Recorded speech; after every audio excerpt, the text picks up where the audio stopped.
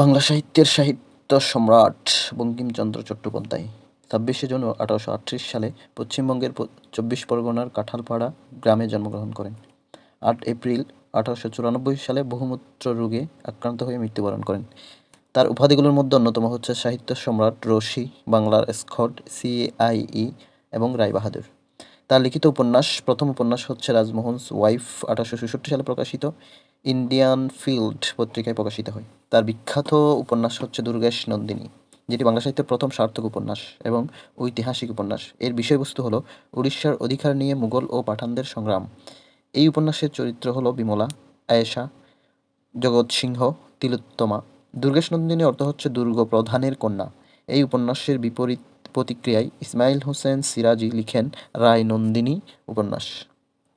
কপালকুন্তলা কবির অন্যতম একটি উপন্যাস, যেটি 1866 সালে প্রকাশিত, বাংলা সাহিত্যের প্রথম সার্থক রোমান্সধর্মী উপন্যাস এবং এটি প্রথম কাব্যধর্মী উপন্যাস।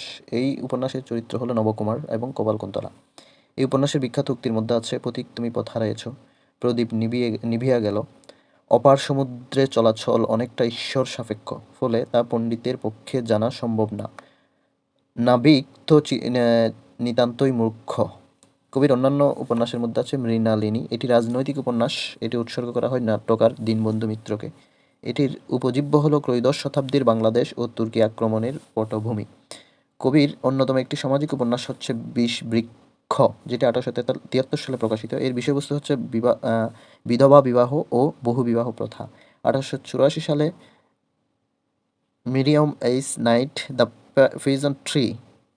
পয়জন ট্রি এর ইংরেজি অনুবাদ হচ্ছে এটি।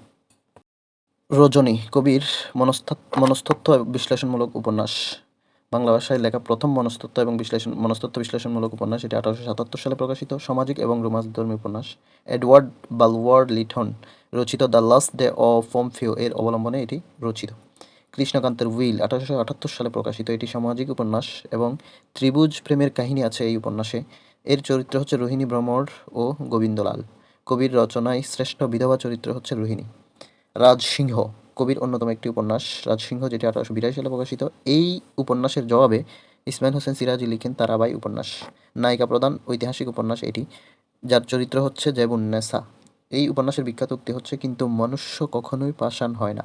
চন্দ্রশেখর কবির লেখা আরেকটি উপন্যাস, 1875 সালে প্রকাশিত, এটি ঐতিহাসিক রোমান্সধর্মী উপন্যাস। চন্দ্রশেখর। ইন্দিরা উপন্যাস 1873 সালে প্রকাশিত, বঙ্গদর্শন পত্রিকায় ছোট গল্প আকারে এটি প্রকাশিত হয়। যুগলাঙ্গুরীয় 1874 সালে প্রকাশিত, প্রাচীন পটভূমিকায় এটি প্রেম কাহিনীমূলক উপন্যাস। কবি একে বলেছেন উপকথা, অর্থাৎ যুগলাঙ্গুরীয় উপন্যাসকে কবি বলেছেন উপকথা। এরপর আছে রাধারানী, এটি একটি অনু উপন্যাস অর্থাৎ ছোট উপন্যাস। আনন্দমঠ বিখ্যাত উপন্যাস কবির, যেটি 76-এর মন্বন্তরের পটভূমি এবং সন্ন্যাসী বিদ্রোহের ছায়া অবলম্বনে রচিত। এই উপন্যাসে কবি বন্দে মাতারাম গানটি লিখেন। এই উপন্যাস মুসলমানদের বক্রোক্তির জবাবে ইসমাইল হোসেন সিরাজি লিখেন বঙ্কিম দুহিতা। কবির অন্যান্য উপন্যাসের মধ্যে আছে দেবী চৌধুরানী, সীতারাম একটি রাজনৈতিক উপন্যাস, এটি কবির লেখা শেষ উপন্যাস। প্রবন্ধ কবির লেখা বিখ্যাত প্রবন্ধ হচ্ছে কমলাকান্তের দপ্তর, 1875 সালে প্রকাশিত। এটি ব্যঙ্গাত্মক রচনা, নকশা জাতীয় রম্য রচনা। বিড়াল নামে একটি ব্যঙ্গ লেখা আছে এই প্রবন্ধের মধ্যে। অন্যান্য প্রবন্ধের মধ্যে আছে সাম্য, এটি কবির বাজার থেকে প্রত্যাহার করে নেন। এই সাম্য প্রবন্ধটি কবি বাজার থেকে প্রত্যাহার করে নেন। এরপর আছে লোকরহস্য, যেটি বঙ্গাত্মক ও সরস রচনা। বিজ্ঞান রহস্য, বিজ্ঞান বিষয়ক রচনা। কৃষ্ণ চরিত্র, এটি শাস্ত্র বা ধর্ম বিষয়ক গ্রন্থ। ধর্মতত্ত্ব অনুশীলন, এটিও ধর্ম বা শাস্ত্র বিষয়ক গ্রন্থ। বিবিধ সমালোচনা, এটি সমালোচনামূলক প্রবন্ধ বা গ্রন্থ। কবির লেখা কাব্যগ্রন্থ হচ্ছে ললিতা তথা মানস, 1856 সালে প্রকাশিত, কবির একমাত্র কাব্যগ্রন্থ।